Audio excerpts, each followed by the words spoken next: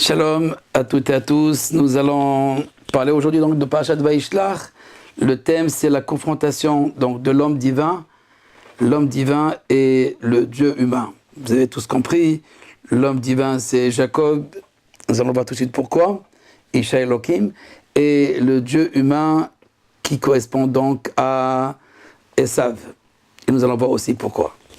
Avant donc d'expliquer donc ce combat de Jacob avec l'ange de Esav ou l'esprit de Esav, nous allons d'abord reprendre un petit peu les versets du début donc de la paracha qui relatent donc ce départ de Jacob d'une part de Lavan et ensuite donc la confrontation elle-même avec son frère Esav, Ésaü. Jacob envoie, donc je lis donc dans le texte, Vayishlach, Jacob envoyait des messagers en avant vers Ésaü son frère, au pays donc de Séir, dans la campagne d'Édom. Il leur avait donné cet ordre: vous parlerez ainsi à mon seigneur, à Ésaü, ainsi parle ton serviteur Jacob, j'ai séjourné chez Lavan et prolongé mon séjour jusqu'à présent, donc 20 ans. Jacob est resté chez Lavan, j'ai acquis un bœuf et un âne, enfin des bœufs et des ânes, au pluriel, mais c'est écrit au singulier. Pour le Midrash, il s'agit de Shor Vahamor, mais c'est symbolique, c'est plus que donc qu'un taureau ou un bœuf et un âne. Il s'agit donc du Mashiach, fils de Joseph, qui correspond au Shor, au bœuf, c'est-à-dire au taureau, et l'âne qui correspond au Messie, fils de David. Donc je suis menu de bétail, d'esclaves, de mâles et femelles, je l'envoie annoncer à mon Seigneur pour obtenir faveur à ses yeux. Donc c'est Jacob qui parle à son frère, pas des messagers. Les messagers revinrent près de Jacob en disant: nous sommes allés trouver ton frère Ésaü, lui-même vient à ta rencontre et 400 hommes l'accompagnent. Alors 400 hommes aussi, c'est symbolique, ça correspond donc à toutes les forces du mal réunies ensemble pour venir combattre Jacob. Jacob fut effrayé et plein d'anxiété, et il divisa son monde. Nous avons déjà parlé de cette idée donc de la séparation. Il divisa donc le peuple, le groupe. On sait que dans l'histoire, les tribus de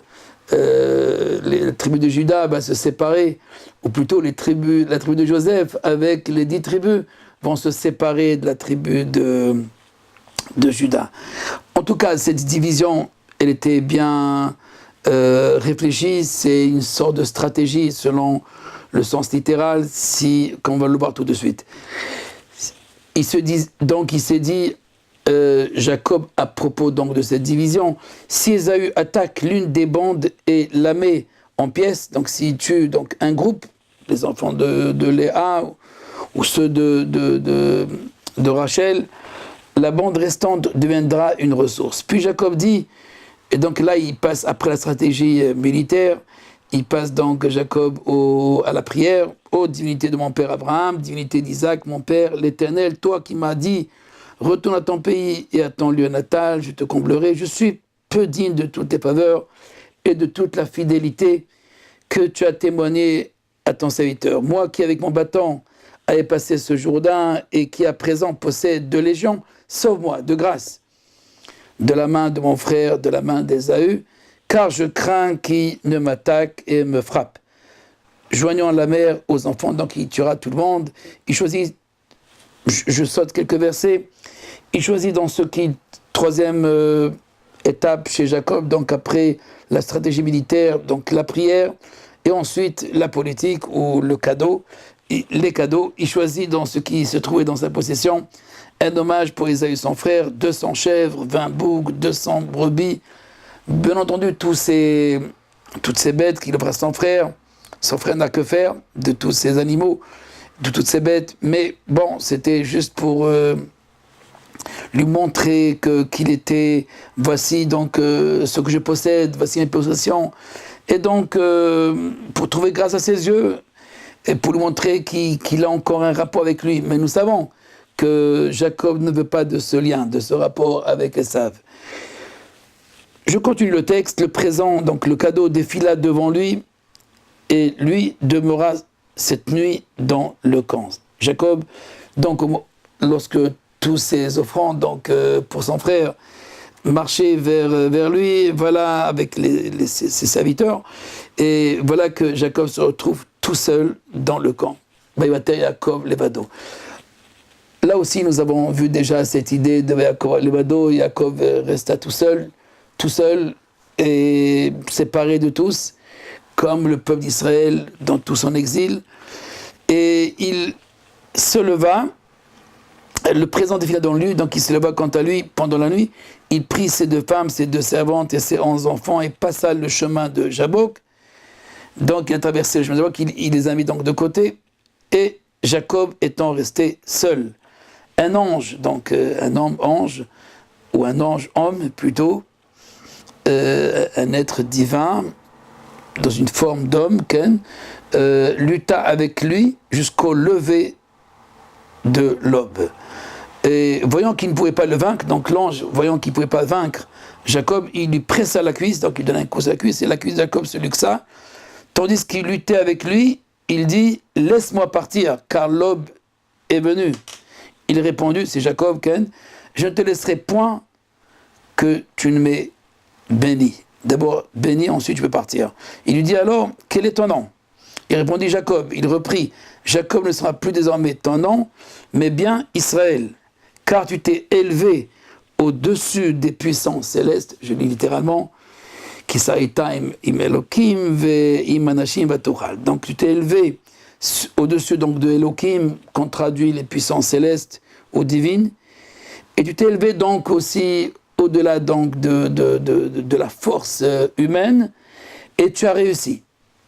Et tu as réussi. Donc Israël, Sarita, avec un jeu de mots, le mot Israël qui signifie donc tu t'es disputé ou confronté, tu t'es aussi Sar, élevé, comme on le traduit aussi, élevé au-dessus donc des hommes et au-dessus donc des puissances célestes, et tu as réussi Batouchal. Donc cette confrontation de Yaakov avec l'ange de Esav, elle n'est pas seulement symbolique, c'est vraiment passé, réellement passé, mais bien sûr elle enferme un grand enseignement pour nous. Je voudrais donc, après avoir lu ces versets, essayer donc d'expliquer, non pas tout parce que c'est impossible, il y a tellement de thèmes qu'on a déjà expliqué, mais le thème principal que je voudrais rapporter dans cette conclusion de la confrontation, c'est-à-dire qu'est-ce qu'on doit tirer de cette confrontation entre Jacob et l'ange de Esav.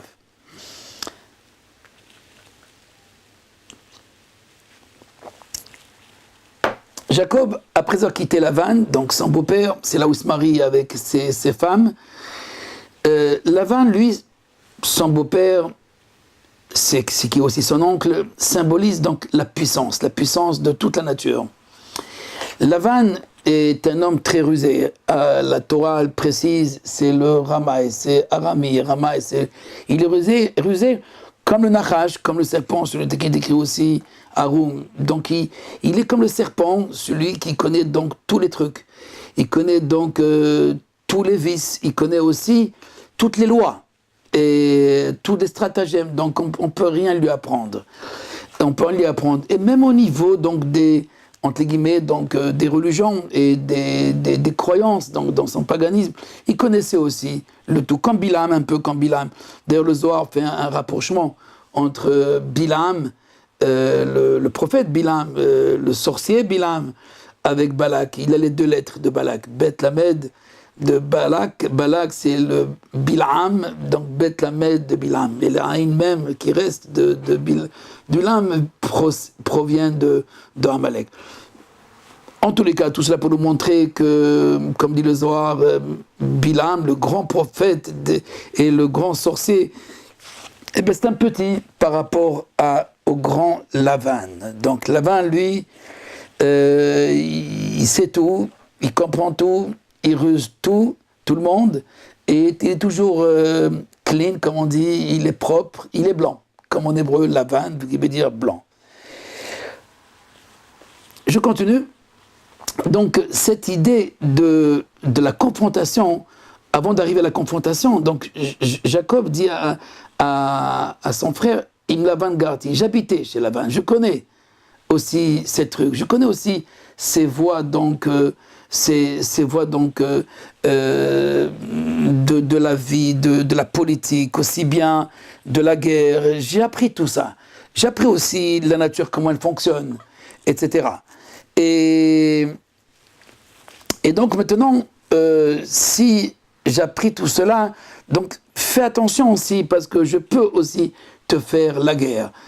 Et là, on n'a pas affaire directement à Esav, c'est Jacob qui se retrouve dans la nuit au moment où il se sépare de tout, il se détache de toute la nature de ses femmes, de ses enfants, de ses brebis, de ses animaux, donc de son bétail, et il se retrouve tout seul.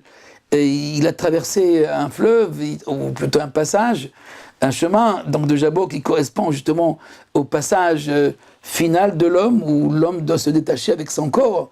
Le Mavayabok, dans la tradition, est souligné comme le passage donc de ce monde vers un autre monde. Donc, Jacob traverse tout ce passage, surmonte toutes les écueils, toutes les tragédies, et dans sa pensée au moins, et il se dit, voilà, je suis seul. Je suis tout seul, je suis moi maintenant. Je suis moi, celui que Dieu m'a créé, que Dieu m'a amené dans ce monde. Et là, tout à coup, il a affaire à un ange. L'ange de Esav, celui qui exprime donc, je dirais, toute la logique de Esav, toute la nature de Esav, toute la force de Esav. Et cette nature, qui s'arrêta Elohim, donc tu t'es disputé, tu t'es confronté avec un envoyé de Dieu, avec pas messager, avec un ange de Dieu, et donc avec une force divine. Ce combat avec l'ange de Esav, c'est le combat avec la nature, c'est l'ange de la nature. L'ange de la nature qui veut dire au fait l'esprit de la nature, la logique de la nature, la science qui résume ou qui nous donne des théories qui expliquent comment fonctionne donc la nature. Cet ange de la nature qui est en fait Esav, qui est celui qui est réalisé, et cet esprit, c'est celui qui va donc se disputer contre Jacob, qui veut donc... il a un frère avec Jacob, pas avec les enfants et les anges devant. C'est avec Jacob lui-même, parce que c'est lui qui possède cette force, cet esprit. Et donc, nous allons voir, est-ce que tu es capable de te confronter avec cet esprit. En combattant l'ange de la nature, donc, Sarita Elohim, en se détachant donc de l'emprise, de cette emprise du corps, de cette influence, de cet esprit, alors on peut devenir libre. La liberté, justement, comme la sortie d'Égypte, comme d'ailleurs la sortie de Jacob de chez Lavan, mais il a encore à traverser, comme dit le Gaon, tout cet épisode, le Gaon de Vilna explique que tout cet épisode de Jacob chez Lavan correspond au peuple juif en Égypte. Et Lavan qui poursuit Jacob, c'est Paro qui poursuit Jacob. D'ailleurs, c'est 7 jours. Après 7 jours, Lavan atteint Jacob, et de même, Pharaon va atteindre le peuple d'Israël sur le bord de la mer Rouge, et il va donc arriver jusqu'à cet endroit, et il va l'atteindre jusqu'à cette place. Et après la traversée de la mer, donc on se débarrasse de Lavan, on traverse la mer, on quitte l'Égypte complètement, et là, il y a une autre personne qui arrive, c'est Amalek. On peut dire que donc ce Amalek, qui est descendant aussi de Esav, et qui combat Israël, correspond donc à cet ange que, voilà, on a fini les 7 jours, on a pu le traverser, et lui aussi il traverse ce fleuve de Jabok, ce passage de Jabok, et là il arrive on va dire, à la dénaline, c'est la mort. Il voit la mort en face. Jabok, ça dit que c'est terminé. C'est la phase finale. Terminus. Tout le monde descend. Et là, l'ange, il dit, tu passes pas. C'est fini. Personne ne passe. Donc, tu vas rester là. Et Jacob, quand même, il ne se laisse pas faire, puisqu'au fait, il a réussi déjà à se surpasser. Il combat toute la nuit. Il atteint donc l'aurore, l'aube, c'est le matin, c'est le jour, c'est le soleil qui se lève. Tout cela pour faire allusion donc à une autre vision. Il a une autre vision du monde. Quand on a surmonté justement cette emprise du corps, l'emprise du corps sur nous, n'est-ce pas? Et quand on a surpassé, donc on est capable de voir le monde dans une nouvelle voie, dans la voie donc de l'unité. Puisque le corps lui-même nous fait vivre cette voie donc de la dualité, la vie, la mort, etc. Mais non, il n'y a qu'une seule situation, c'est là où je suis. Maintenant, cette présence. Et donc, quand l'homme arrive à réfléchir de cette manière-là, il a une qualité divine, une qualité de ce qu'on appelle de la shrina, de la présence divine, qui est omnipotente, qui est omnisciente, qui est partout, en même temps. Cet état d'âme, mais aussi du corps de Jacob, l'amène donc à combattre Elohim qui est au pluriel. Les forces divines, ces forces donc divines de la nature, qui sont aussi investies et qui s'expriment par les lois de la nature, et savent qui rassemblait donc tout cet esprit, cette force, rien ne pouvait surmonter contre lui. Et avec les 400 hommes qui sont avec lui, avec ces 400 personnes qui correspondent aussi à tout le char ou le chariot donc de la Sitra Achra, de l'autre côté, donc des forces, de toutes les forces négatives, mais aussi des forces de la nature qui sont utilisées, bien sûr, d'une manière ou d'une voie négative. Jacob doit abandonner. Pour réussir ce combat, il faut abandonner pour une durée déterminée, parce que c'est pas un abandon, c'est pas comme celui qui abandonne à jamais. Non, il n'y a pas de adieu. Il n'y a pas de adieu. Il y a effectivement un état où l'homme doit abandonner. Abandonner quoi? Eh bien, sa femme, ses enfants, c'est tout ce qu'il possède. Un grand maître, le Ramak, Rabbi Moshe Cordovero a expliqué dans son Sefer HaGirushin à propos donc du divorce, ou la symbolique du divorce, ou l'aspect positif du divorce. Chez Rabbi Nachman de Breslev aussi, à cette idée de l'esselement, de l'ascète, ou qui doit donc se séparer un petit peu de la nature, mais bien entendu pour un certain temps, pour se retrouver comme dans la méditation. De même, là, c'est d'une manière réelle, c'est-à-dire que Jacob, lui, il va mettre ses femmes et ses enfants de côté pour les protéger, et lui de rester tout seul. Mais pourquoi faire tout seul? Pourquoi il est tout seul? Pourquoi il les laisse? Et là, le Midrash nous rapporte quelque chose qui est apparemment anodin, qui est celui, Pachim Ktanim, des petits vases. Une affaire d'argent, une affaire de petits vases, des Pachim Ktanim, des petits vases, et qu'il doit donc récupérer.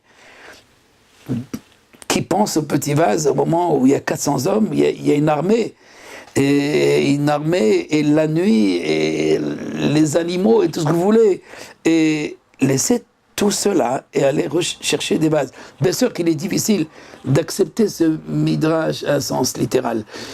On va essayer donc d'aller un peu plus profondément donc sur cette idée d'abandonner. C'est pas abandonner seulement les engendrements, comme a fait Abraham avec Isaac pour la Kedah, pour cette ligature d'Isaac, mais il y a aussi l'idée de l'abandon de l'espace-temps, notre espace-temps, d'abandonner la temporalité. Parce que justement, la mort n'est pas une finitude, n'est pas une fin en soi. Et donc, il faut faire ce passage. Et pour cela, tu es tout seul, mais aussi, tu n'es plus dans cet espace-temps.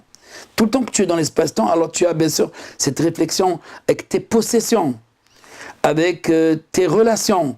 Mais là, tu es seul, Baïbater, Yaakov, Bado. Et le Midrash nous dit aussi, à ce propos, donc Jacob se retrouve seul, Dieu aussi est seul. Benisgab Hashem Levado. Aussi l'Éternel est seul. À ce moment-là, l'Éternel est toujours seul. Mais il n'est pas dans la solitude, même s'il est seul. À savoir, il est transcendant, il est au-dessus de tout. Il est au-dessus de tout. Mais il est en relation avec tout aussi. Et là, donc, c'est dans ce départ de l'espace-temps où Jacob va retrouver exactement le Dieu de Jacob. Il va retrouver donc le Dieu d'Israël. Il va retrouver donc cet infini. Il va trouver donc le temps qui ne s'arrête pas.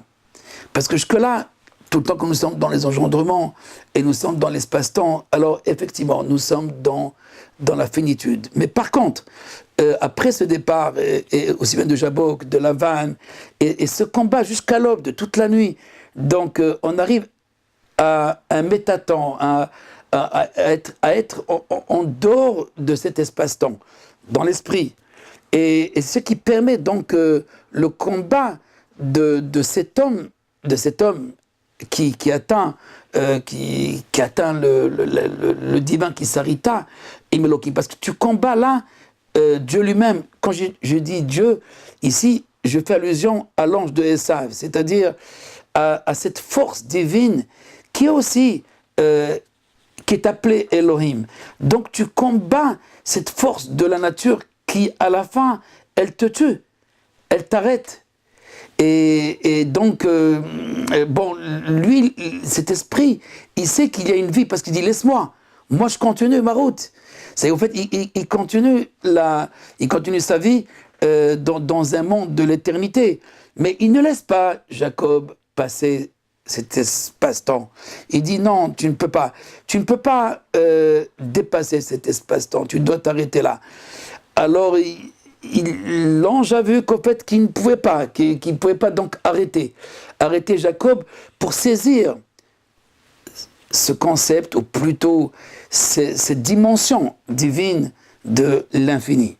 Et cette dimension divine de l'infini qu'on appelle Yud Ke Vav Ke, qui est donc Havaya, qui est donc l'espace, qui est pardon, le tétragramme, qui est donc la dimension de l'être primordial. Et tu es en contact avec lui, et lui avec toi. Et il te donne sa force, il te donne la force pour combattre son propre ange, son expression, ou plutôt son ange de la nature. Cet ange qui correspond donc à cette nature de l'homme. Il y a là donc un grand secret, un très grand secret entre Jacob qui lui s'élève, qui s'arrête à Elohim, qui s'élève à un niveau donc après avoir quitté cet espace-temps, quitté les engendrements, etc. Donc il n'y a plus de gradation, il est tout seul avec l'Éternel qui est seul aussi. Cette dimension, donc cette vécoute, cette adhésion de l'esprit de Jacob l'a rendu Ish à Elohim, et le rend donc comme Moïse, cet homme divin. C'est quoi homme divin? C'est où tu es un homme, où tu es Dieu. Non, c'est un homme qui sait donc utiliser, qui sait donc vivre cette vie divine, cet esprit divin. C'est ce que j'appelle donc Isha Elohim, l'homme divin. L'homme divin qui vit donc l'esprit, c'est au niveau de son esprit. Et donc il vit aussi l'instant de l'éternité, si on peut l'appeler ainsi. C'est-à-dire cette dimension de l'éternité, qu'il n'y a pas de fin, qu'on n'arrête pas, jamais. Et c'est ça qui va caractériser Israël au fil de l'histoire. C'est cet espoir qui ne termine pas. C'est-à-dire espoir, comme disent nos maîtres, kavé ve'ot kavé, espère et encore espère, et encore espère. Kavé l'Adonai, ve'kové Adonai chlifo koach, et ceux qui espèrent en l'Éternel, alors changeront leur énergie, changeront de leur force, leur nature.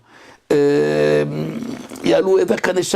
auront des ailes, ils feront des ailes, c'est-à-dire en fait, ils vont surmonter cette nature qui les traîne vers le bas, vers la pesanteur, cette pesanteur donc, du corps. Et donc, cette emprise du corps, le corps qui exprime aussi tout ce qu'elle est, qui exprime tous ces animaux, qui exprime les engendrements, qui exprime toute cette beauté, toute cette force, qui est une force divine. Et il faut savoir qu'il y a, que Dieu n'est pas seulement créateur de la nature. Dieu n'est pas seulement donc le créateur des hommes, le créateur des animaux, le créateur du monde végétal et des étoiles aussi. Il s'agit donc Saritaim Elohim. Il y a une dimension suprême, supérieure à cette expression de la divinité en tant que force créatrice. Parce que pour la création, il est vrai qu'il est rappelé Bereshit bara Elohim. Il y a ce terme dans la création, ce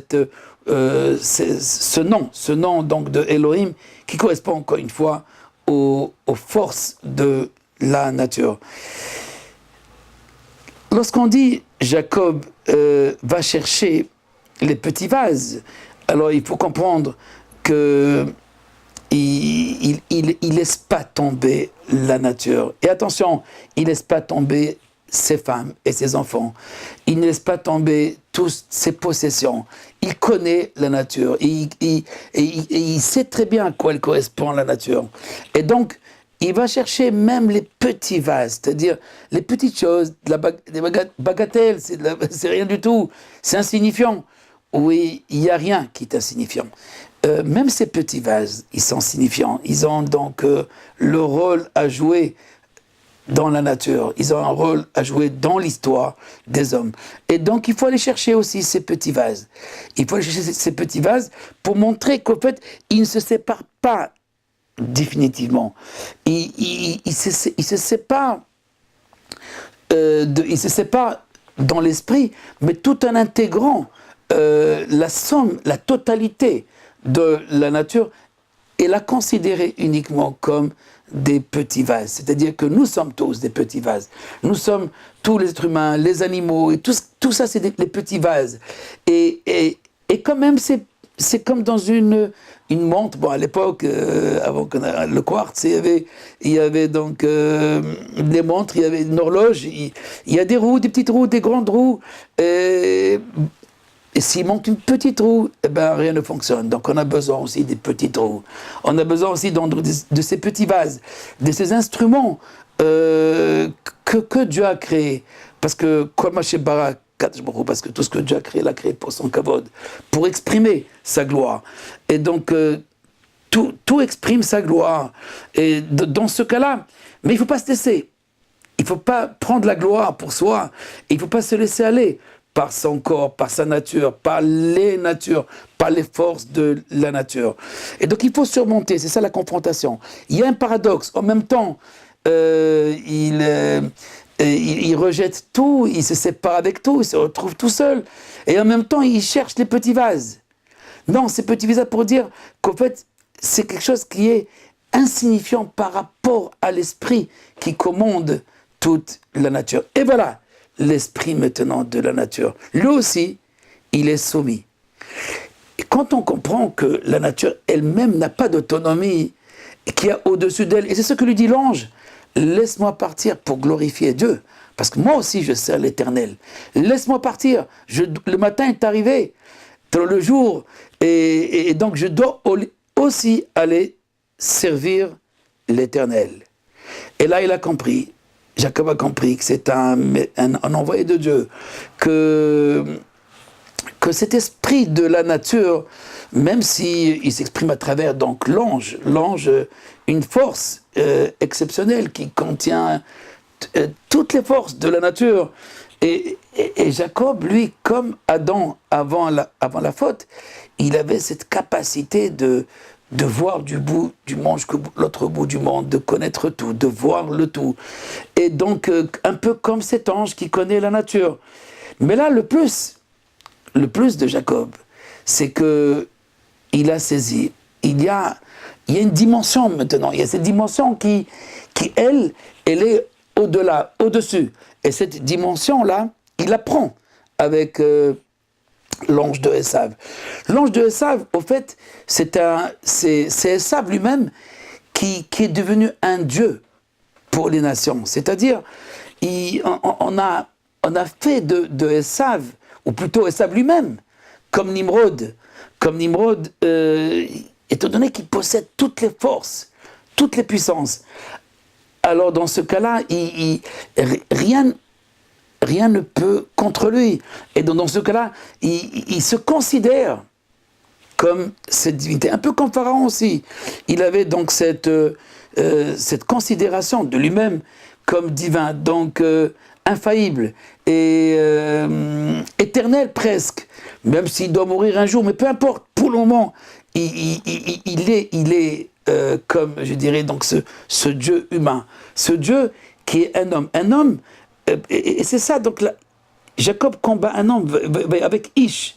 C'est d'abord, c'est un homme, mais c'est un homme qui se considère comme Dieu. Parce que l'ange, c'est pas Dieu, et l'ange, c'est pas un homme. Il est entre les deux. Il est entre les deux, à savoir, c'est un messager. Il vient donc, soit il est préposé, responsable sur un aspect de la nature, sur le feu, sur l'eau, sur l'oxygène, etc. Ça, c'est les anges qui sont les anges préposés. Mais il y a des anges qui sont préposés aux responsables, qui sont préposés et responsables des nations. Et donc, cette divinité qui colle Elohé Amim, cette divinité donc des nations. Et c'est aussi Amalek. C'est aussi Amalek. Amalek qui lui, vient arrêter le peuple juif avant d'atteindre l'éternité. Il est vrai qu'on n'a pas réussi à garder cette éternité avec la révélation sinaïtique. Mais son but, c'était d'arrêter. Et d'ailleurs, Amalek, la valeur numérique de Amalek, c'est Elaher 240, qui correspond donc à l'autre Dieu, comme c'est un autre Dieu. Non, un alter ego, non plus, mais à celui qui occulte, celui que nous-mêmes nous avons créé par les forces, la puissance, et qui occulte les lois donc de nature, qui vient donc occulter l'être primordial. Donc la nature, y compris les forces divines de la nature. Parce que Dieu n'est pas seulement créateur, Dieu n'est pas seulement, il ne transcende pas seulement la nature. Dieu est aussi transcendant de la nature. Il est aussi au-dessus de toute la nature. C'est ça le véritable Dieu. C'est ça Hachem Elokechem Emet. Votre Dieu, Elohim, Hachem Elohim, Emet, il est vrai. C'est quoi il est vrai? Pourquoi? Parce qu'il y a un faux. Oui, il y a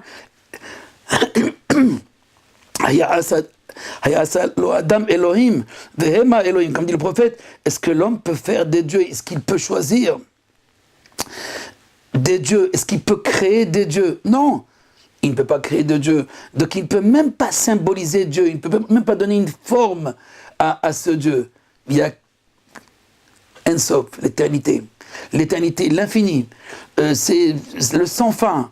Mais c'est un être qui lui, au fait, si, pour nous, c'est seulement en dépassant cet espace-temps, la temporalité et la limite, alors on arrive donc à cette idée, à cet esprit donc de la Havaya, du Kebavke, de l'infini. Le Rambam, dans un livre, dans un mamar, qui s'appelle donc Yichud Hayira, à propos donc de l'unité ou l'unification de la crainte révérentielle, il explique donc ce rapport de l'homme, même petit qu'il est, petit vase, hein, eh ben, il peut vivre ce rapport, cette relation, ni plus ni moins avec l'infini. Pas avec les sphirotes, pas avec les principes premiers, pas avec les anges. Parce que même les anges, c'est aussi un rapport. Parce que l'ange lui-même s'est révélé à des prophètes, s'est révélé donc à plusieurs prophètes. Mais ces anges, ce sont donc des entités, des esprits qui sont responsables et qui ont un rapport avec quelque chose dans ce monde. Soit un peuple, soit une nature, soit dans le monde végétal, dans le monde animal, et je dirais même dans le monde des étoiles, dans les planètes. Et donc sur chaque chose qui existe, en tant qu'entité, eh bien, il y a une entité divine. Il y a donc un esprit divin. Mais cet esprit, c'est une émanation de Dieu, mais elle est limitée à un rapport. Celle qui est illimitée, qui en même temps n'a de rapport avec personne. Elle est seule, il est seul, et en même temps, il est avec tout le monde, avec tout ce qui existe, avec tous les existants, parce que les existants, ils n'existent que par son existence. Alors, c'est ça qu'on appelle donc l'éternel. L'homme divin, c'est l'homme qui, Isha Elohim, c'est le titre que Moïse a mérité, Jacob aussi, mais à ce titre de Saritaim Elohim. Tu t'es disputé avec ce Elohim, tu t'es confronté avec ce Elohim. Et tu as réussi. Tu as réussi donc à dépasser cet espace-temps qui est le Ma'avar Yabok, ce passage de Jabok. Et dans ce passage, il a réussi. Il a réussi donc à maîtriser la nature même, je dirais, de la nature de la création, l'esprit de la création. Avec Lavan, il connaissait la nature, il connaissait, mais pas l'esprit de la nature.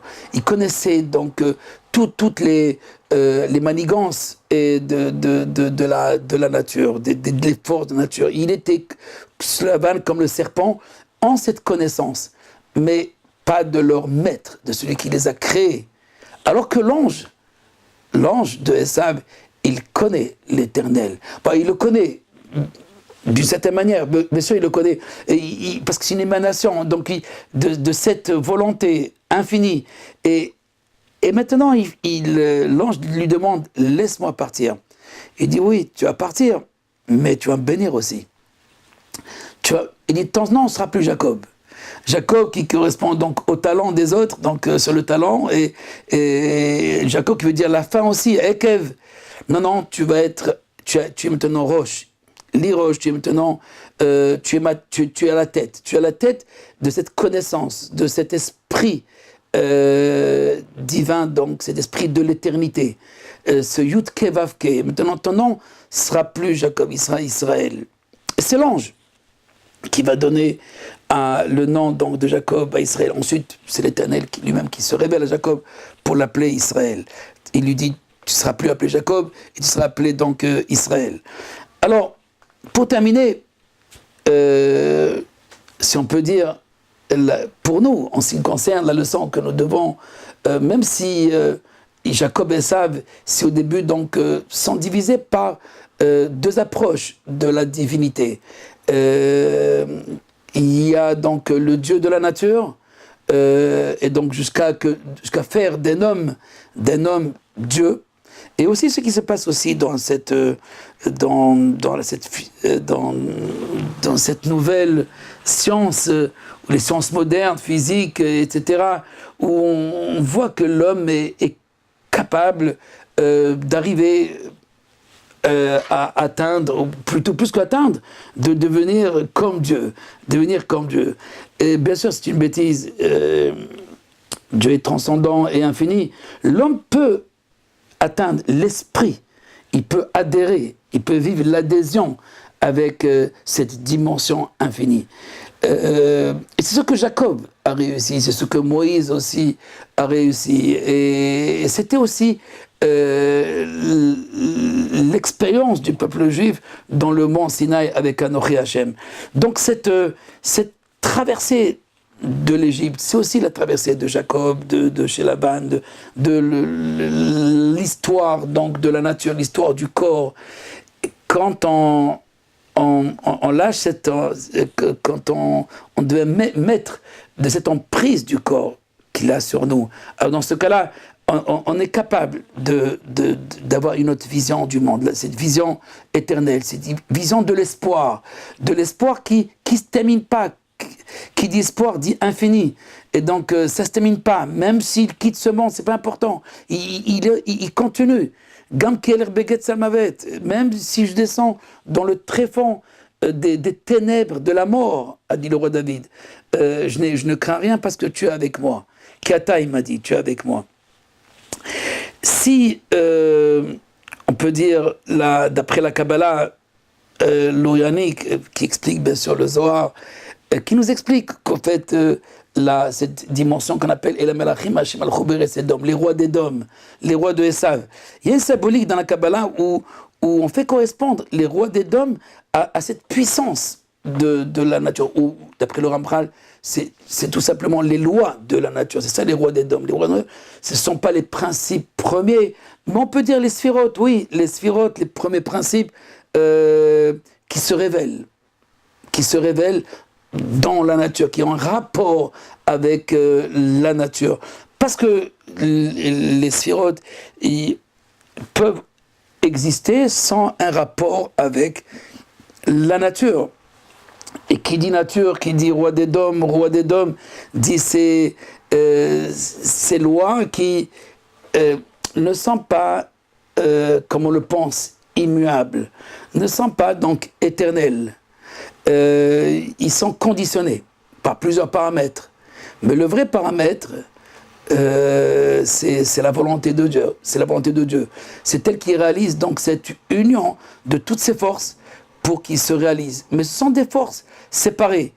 Et c'est ça donc les forces de Édom, les lois de Édom. Jacob, lui, il se sépare. Il reste seul. C'est dans cet isolement, c'est dans cette traversée où il va connaître l'unité absolue, où il va vivre même contre l'ange de la nature, combattre tout l'ange de la nature, à savoir la mort, traverser le fleuve de la mort. C'est ça Yabok, traverser donc la finitude. Il n'y a pas de fin, c'est dans notre esprit seulement, dans nos lois à nous. Alors il y a une chose qui a existé, qui périt, et qui a disparu, c'est fini. Non, il y a cette véritable réalité, et qui est l'être transcendant, qui est l'être premier. C'est ça le mystère de l'unité. Ce mystère de l'unité de Shema Israël, Adonai Eloheinu, Adonai Echad. Écoute Israël, l'Éternel est Elohim, l'Éternel est un. Cette unification des forces de la nature à l'éternel, qui est Havaya, l'éternel est Elohim, c'est-à-dire qu'en fait, il n'y a rien d'autre que lui. Oui, mais c'est pas seulement il n'y a rien d'autre que lui, que tout ce qui existe ne réalise que sa volonté. Je ne dirais pas que tout ce qui existe, c'est lui. Non, je vais tomber dans le paganisme. Alors, je dis que tout ce qui existe, toutes ces forces, dans le panthéisme, donc tout ce qui existe, toutes ces forces-là, sont soumis qu'à un seul paramètre, qu'à une seule loi, qu'à un seul principe de l'être primordial, et qui peut être désigné uniquement par le terme de l'éternité, de l'éternel. Donc Jacob, lui, a dépassé ce fleuve, c'est fini. Il a vu, on peut dire, très simplement, la mort en face. Mais il a vu surtout ce qu'il y a après la limite, après la fin, après les rois de Édom, ou plutôt avant les rois d'Édom, avant la brisure de la nature avec l'éternité, avant cette séparation. Il a dépassé ce tzimtzum, il a dépassé donc cette brisure qui a créé l'espace-temps, en s'unissant donc à cette dimension. Alors il peut combattre même cette force divine qui s'appelle donc l'ange de Esav. Il peut le combattre, et non seulement qu'il le combat, mais il lui demande à la fin, voilà, c'est fini, le combat est terminé maintenant, la vérité se révèle, c'est le jour, et donc maintenant, bénis-moi, tu es Israël, c'est toi Israël. Je vous souhaite une bonne soirée, je sais que je n'ai pas tout dit, et je vous laisse à votre soif, mais nous avons encore d'autres semaines, B'ezrat Hashem, où nous allons continuer des commentaires sur ce personnage exceptionnel de Jacob et ensuite Joseph et Judas pour réaliser un petit peu toute cette... tous ces personnages ne sont là que pour apprendre à connaître les voies divines. Et voilà, donc je vous souhaite une belle soirée et je vous dis donc à bientôt.